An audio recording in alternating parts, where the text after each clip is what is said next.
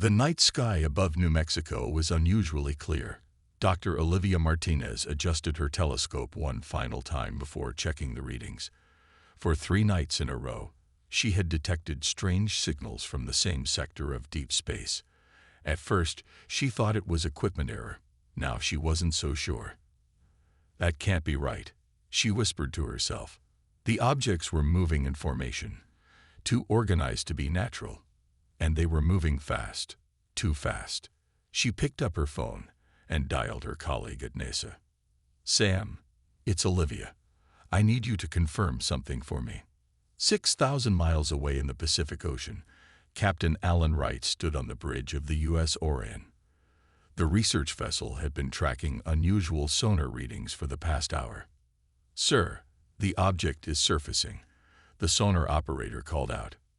Wright grabbed his binoculars. What he saw made his blood run cold. A sleek metallic craft, unlike anything built on Earth, hovered just above the water's surface.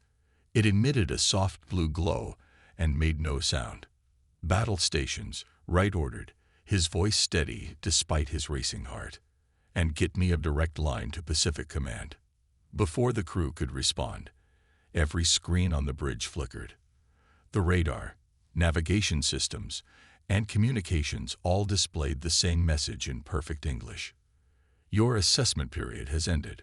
Prepare for incorporation." The craft vanished, leaving only disturbed water as evidence it had ever been there. At the Pentagon, analyst Frank Bennett was working late when the alerts started flooding in. Similar crafts had been spotted near naval vessels across the globe. Then reports came from space agencies worldwide. A massive fleet of ships had appeared beyond the moon, moving toward Earth. Bennett noticed something odd in the signal patterns from the alien transmissions. They seemed to falter every 12 seconds, like something was interfering with them. He made a note and forwarded his findings up the chain of command. Within hours, the situation escalated. The aliens sent a message to every electronic device on the planet simultaneously. "People of Earth, your planet has been selected for incorporation into the Xelnarian domain. Your resources and population will serve our collective. You have 72 hours to surrender your governing authorities. Resistance will result in cleansing." The world erupted in panic. Religious groups proclaimed the end times. Some people fled to remote areas while others held impromptu parties, deciding to enjoy their final days. Governments worldwide moved to emergency footing. In the White House Situation Room, the president met with military leaders and scientists. "What are we looking at here?" the president asked, her face grim. General Susan Blackwood pointed to the satellite images. 10,000 ships at minimum, technology far beyond ours. If they're hostile, conventional warfare won't cut it. Dr. William Harper, a quantum physicist rushed in from MIT, spoke up. "There's something strange about their technology. The electromagnetic signatures don't make sense. They're advanced, yes, but in a different direction than our development." "Meaning?" the president asked.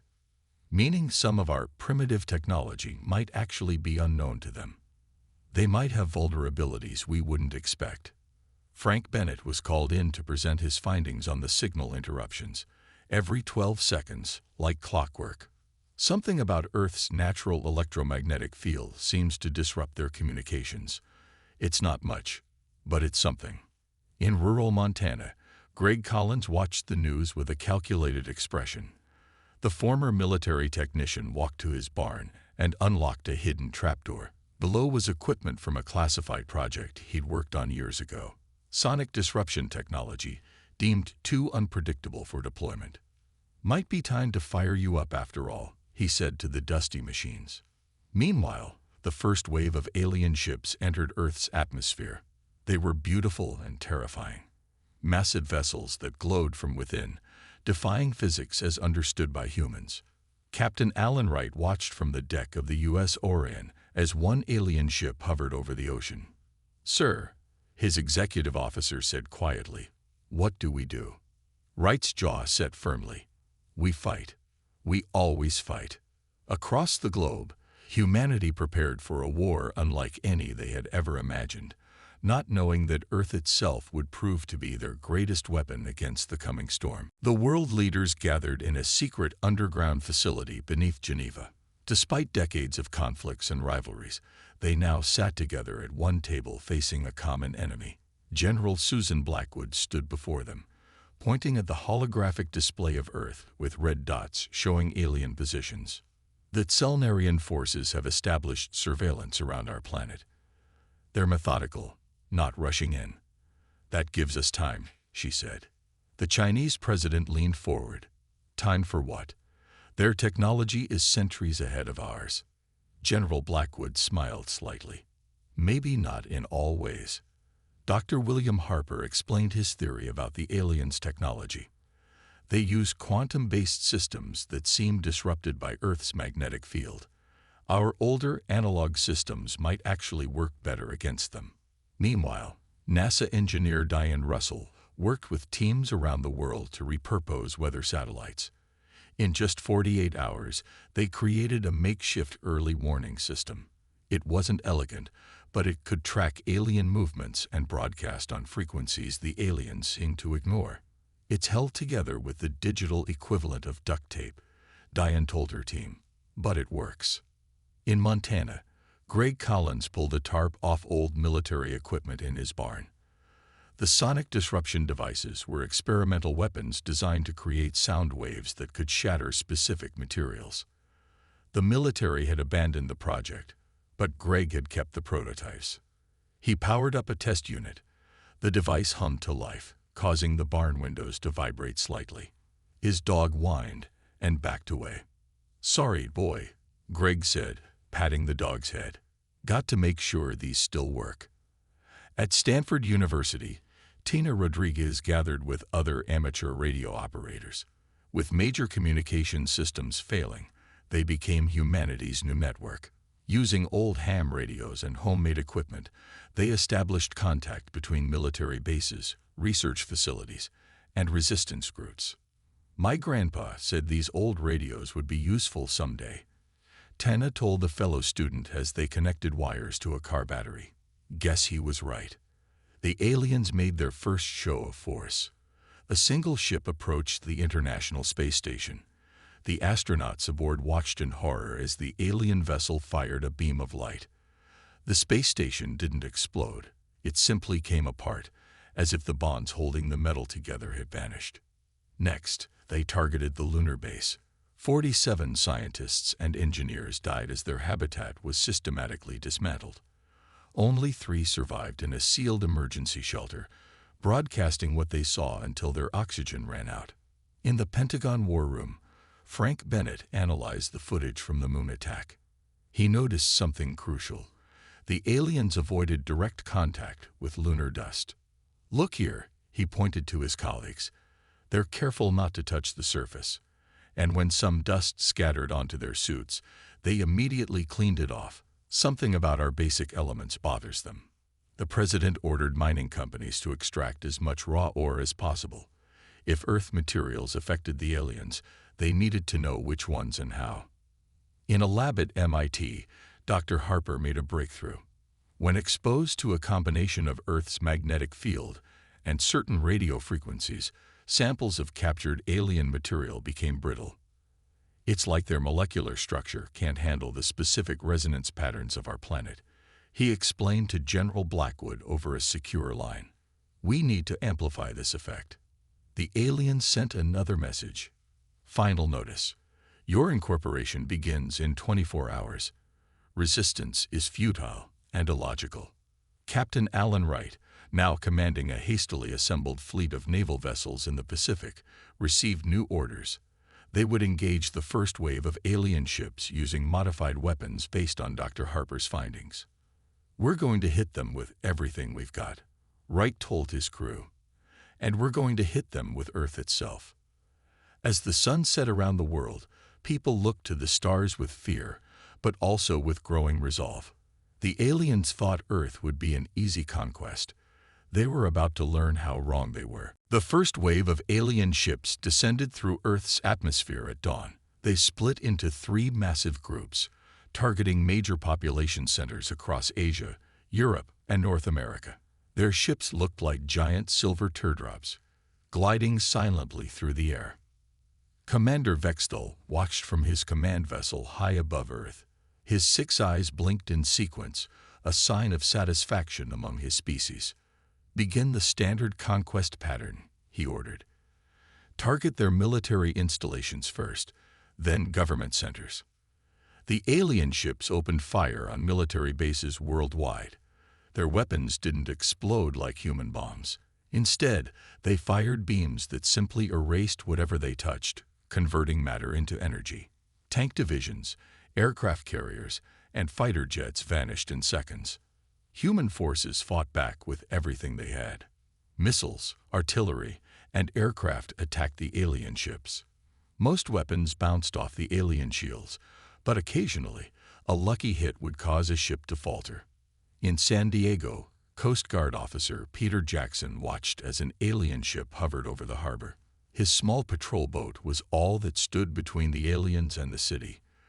With nothing to lose, he ordered his crew to fire their water cannons at the alien vessel. To everyone's surprise, where the water hit the alien ship, the surface began to smoke and corrode. The ship tilted sideways and crashed into the ocean, where it dissolved with a horrible screeching sound. Peter immediately radioed his discovery. "They can't handle salt water. It burns through their hulls like acid." The news spread quickly through Tina Rodriguez's amateur radio network. Navy vessels worldwide began using their firefighting systems as weapons, spraying seawater at the alien ships with powerful hoses. In Washington, Dr. Karen Phillips analyzed a sample from a downed alien ship. Under her microscope, she watched as Earth bacteria attacked the alien material. "Our microbes are eating their technology," she told General Blackwood in amazement. "Their systems have no defense against Earth's bacteria." General Blackwood immediately ordered biological warfare teams to develop sprays using common bacteria that could be deployed against the invaders. The aliens quickly adapted their strategy. They retreated from coastal areas and established 3 main bases in the Sahara Desert, Siberia, and the Australian outback, places far from oceans and with fewer people. From these bases, they sent out ground troops for the first time. The alien soldiers stood 7 feet tall, with 4 arms and armor that seemed to shift colors like oil on water. They carried weapons that fired darts of energy that paralyzed humans instantly. But they moved awkwardly in Earth's gravity and seemed to struggle with Earth's air. They wore breathing masks and moved slowly, as if every step required great effort. Colonel Henry Davidson, watching from a hidden bunker near the Sahara base, noticed these weaknesses. "They're not adapted to our world," he told his resistance fighters. "We don't fight them head-on. We hit and run, use the environment against them." Frank Bennett made another discovery at the Pentagon. By analyzing captured alien navigation systems, he found that Earth's natural electromagnetic field distorted their instruments. "That's why they're staying in open areas," he explained to the president.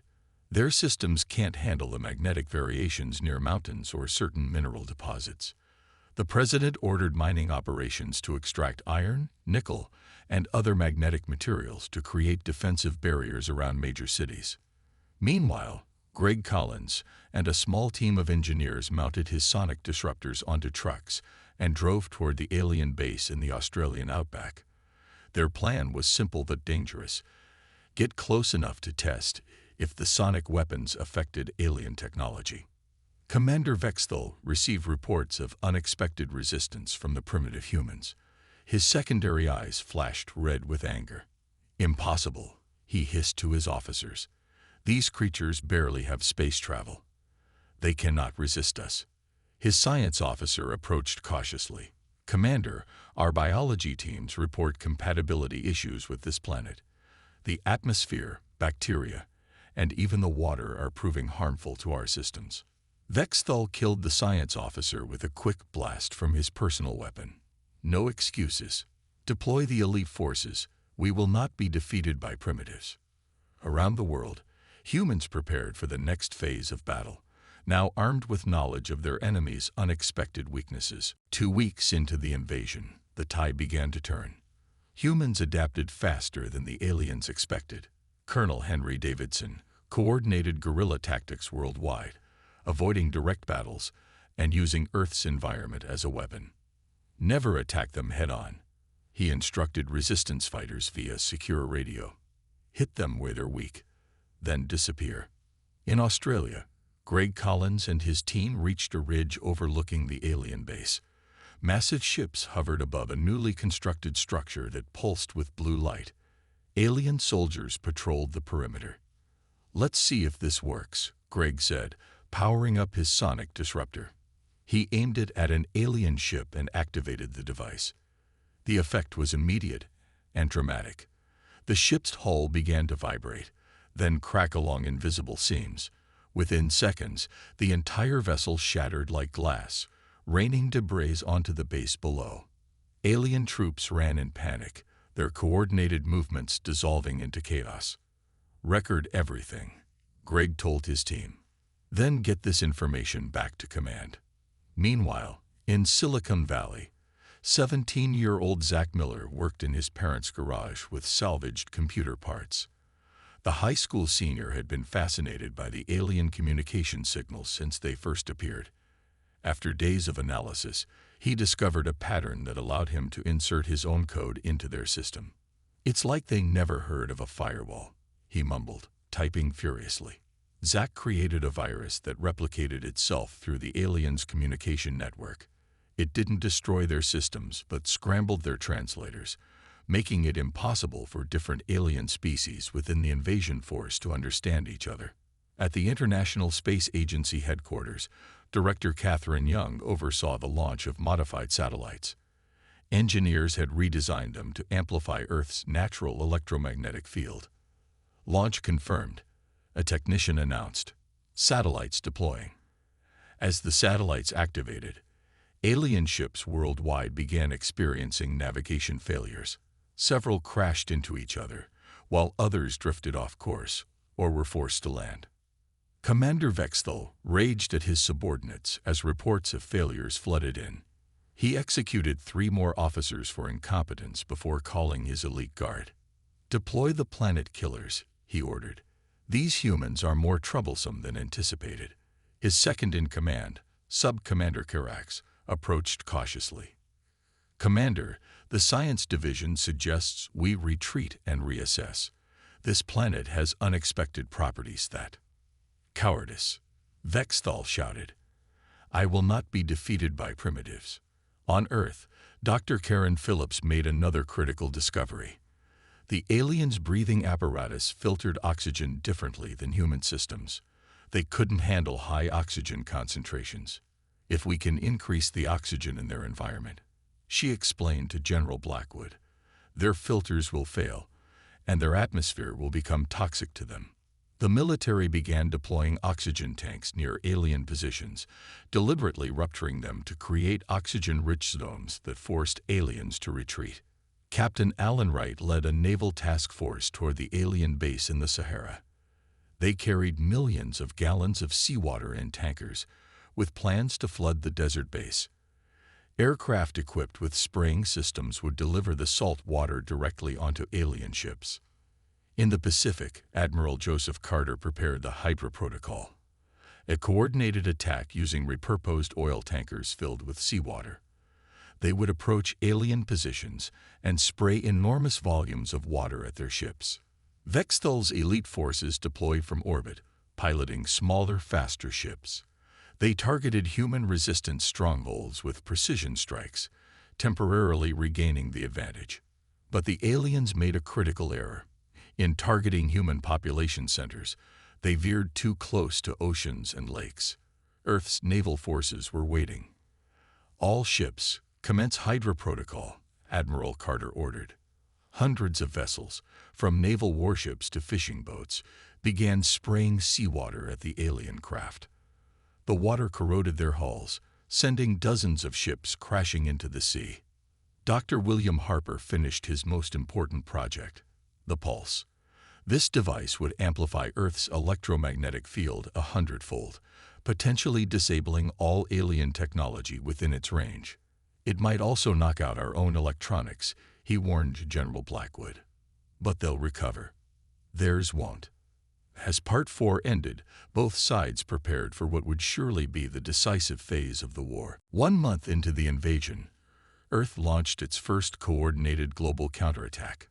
Military forces worldwide struck alien bases simultaneously, using all the weaknesses they had discovered.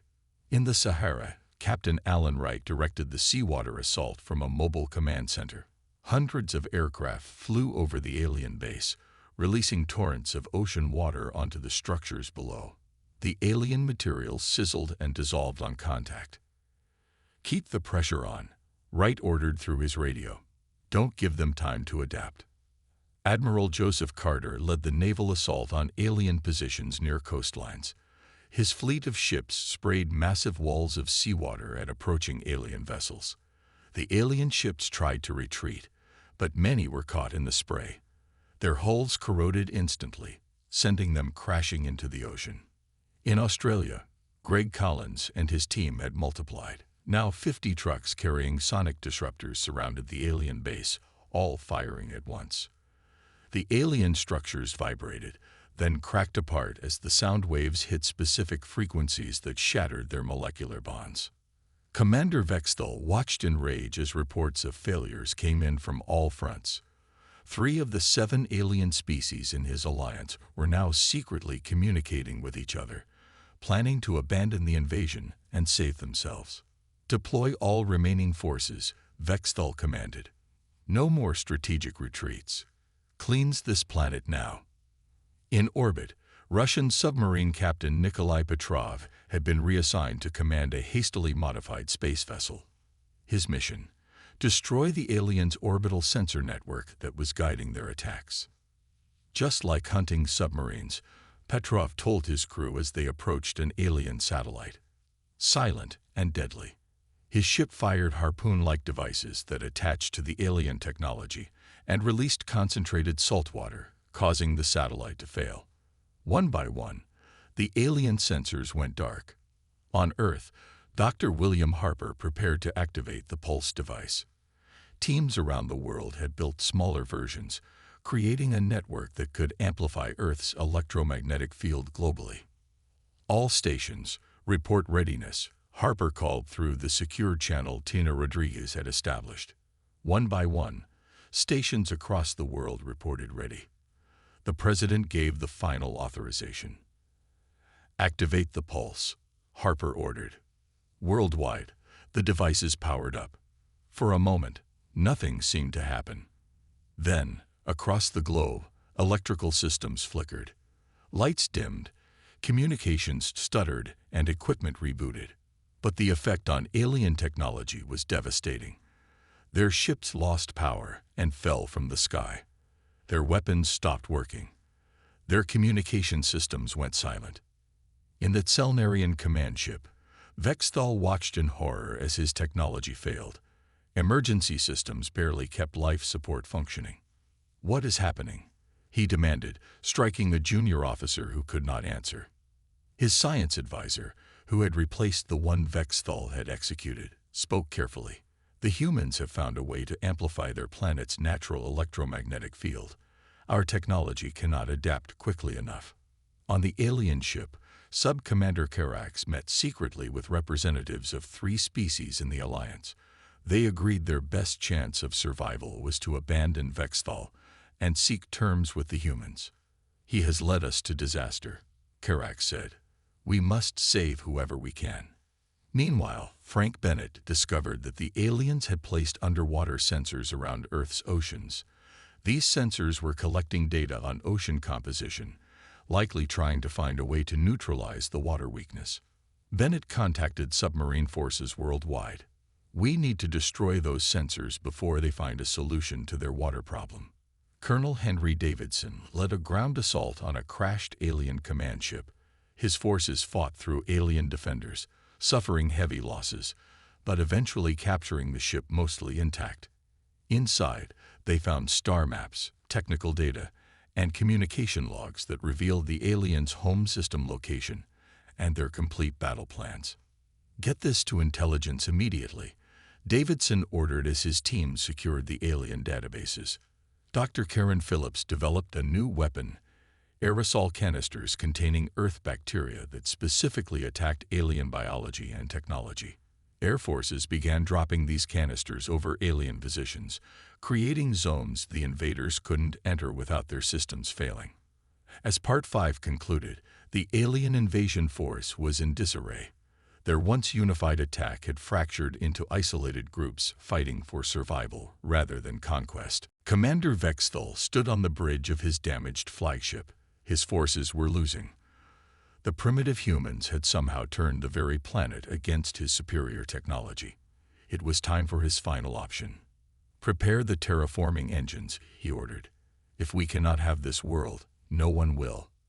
Massive ships moved into Earth's upper atmosphere. They deployed enormous machines that began pumping chemicals into the air. These chemicals would change Earth's atmosphere to one toxic to humans, but perfect for the Xelnarian species. Dr. Olivia Martinez detected the change from her observatory. She immediately alerted military command. They're altering our atmosphere. At this rate, we'll be unable to breathe the air within 3 days. General Susan Blackwood called an emergency meeting of Earth's military leaders. We need to take out those terraforming platforms. The problem is they're in space, and we have very few space-capable vessels. Director Catherine Young of the International Space Agency proposed a desperate plan. We have civilian rockets, space shuttles, and other craft we could modify.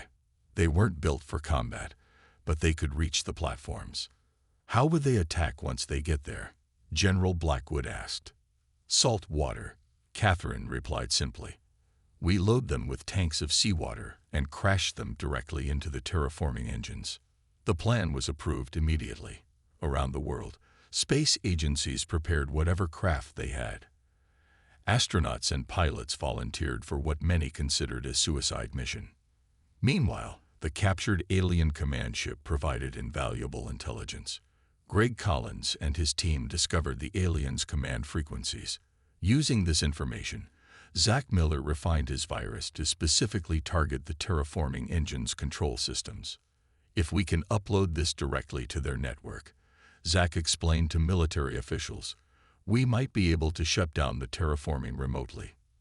Frank Bennett coordinated the world's electronic warfare capabilities. Intelligence agencies that once spied on each other now work together, combining their resources to jam alien communications. On my mark, Bennett said to teams around the world. 3, 2, 1. Execute. Earth's combined electronic warfare systems activated at once. The aliens' remaining communication network shattered under the assault. In his Montana workshop, Greg Collins made final adjustments to an enhanced version of his sonic disruptor. This is powerful enough to affect their systems in orbit, he explained to his team. But we need to get it directly under each terraforming platform. Submarines worldwide targeted the aliens' underwater sensors. Russian Captain Nikolai Petrov led the assault, his submarine destroying 3 sensor arrays before moving to the next target. Like shooting fish in a barrel, Petrov told his crew as another alien sensor exploded. Dr. William Harper prepared for the second activation of the pulse, now enhanced after studying the captured alien technology. This will be stronger than before, he warned. All Earth systems need to be hardened or shut down. Commander Vexthal received reports of the humans' preparations. For the first time, he felt fear. His elite guard had been decimated. His alliance was fracturing. And the humans kept finding new ways to fight back. Accelerate the terraforming, he ordered. Maximum output. Sub-Commander Karax chose this moment to act. Along with officers from the 3 species planning to defect, he attempted to seize control of the command ship. You are relieved of command, Karax told Vexthal. This invasion is over.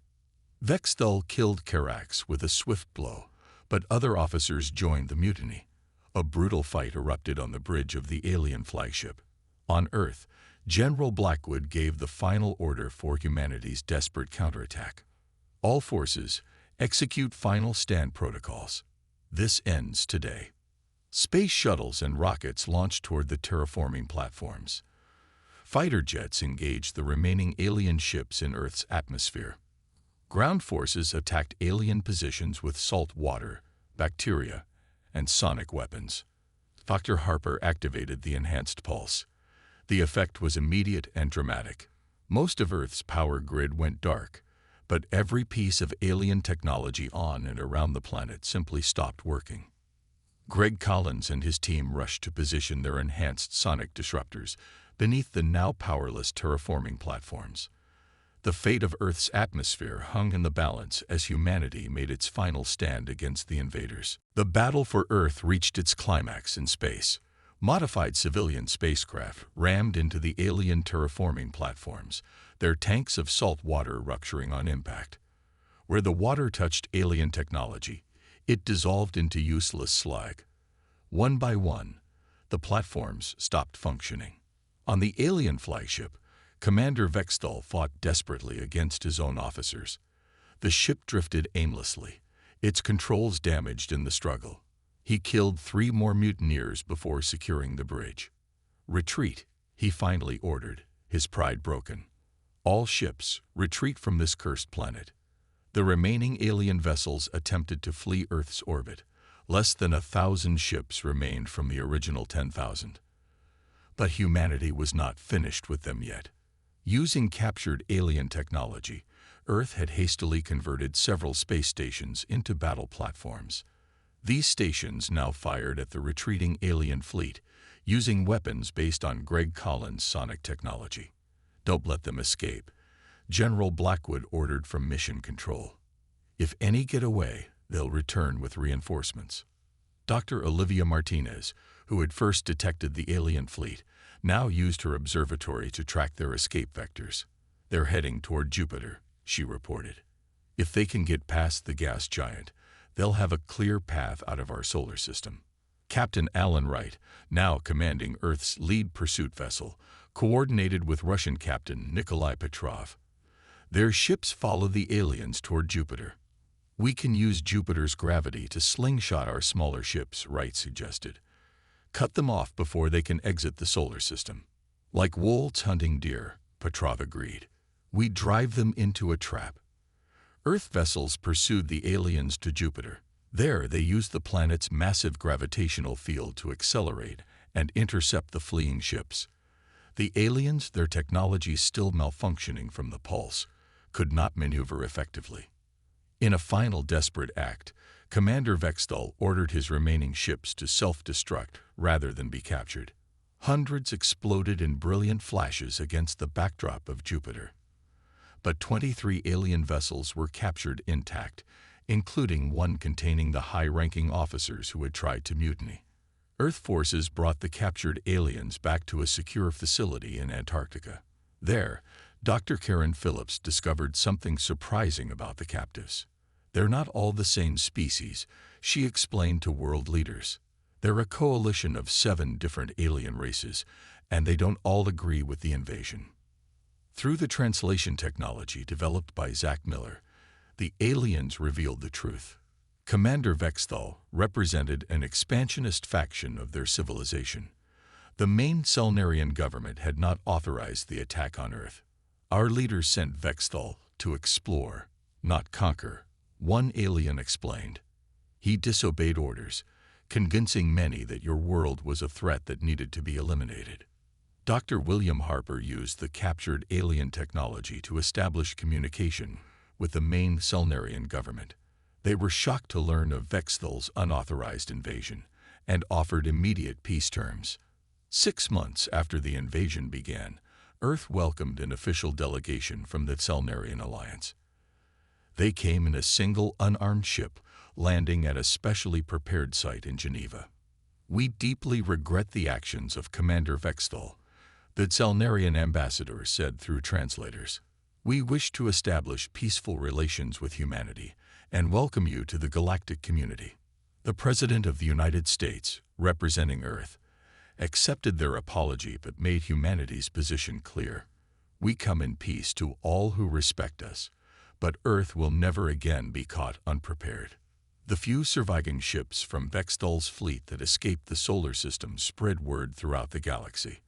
They told of a seemingly primitive planet that had defeated the mighty Xelnarian armada. Their warning echoed across star systems. The planet called Earth is protected by a species unlike any we have encountered. They turn their own world into a weapon. They adapt faster than any species we know. They cooperate despite their differences when facing a common threat. Approach at your own peril. Humanity looked to the stars with new eyes, no longer alone, no longer vulnerable, and ready to take their place among the stars.